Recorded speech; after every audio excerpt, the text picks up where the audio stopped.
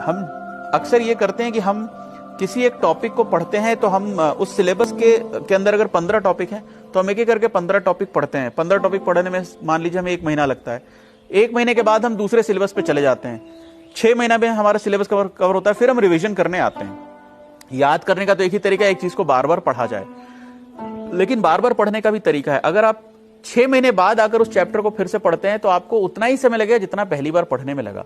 तो उस दोस्त ने मुझे एक सलाह दी थी कि जब कोई चैप्टर पढ़ो, उस चैप्टर को पहली बार पढ़ने में अगर 2 घंटे 3 घंटे लगे तो 5 मिनट का ब्रेक लो और उस 3 घंटे के बाद वापस फिर से उसी चैप्टर को तभी दोबारा पढ़ लो। रिवीजन उसी समय करो, क्योंकि माइंड में वो आइडिया फ्रेश है, अभी पढ़ा है।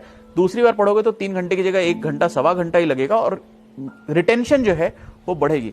तो ये इमीडिएट रिवीजन वाला जो कॉन्सेप्ट है, ये जब मुझे पता चला, मैंने इसको यूज किया तो मैंने रियलाइज किया कि मैं जितना पढ़ रहा था उससे उसका बहुत ज्यादा % मैं याद रख पा रहा था। तो ये इमीडिएट रिवीजन की पहली बार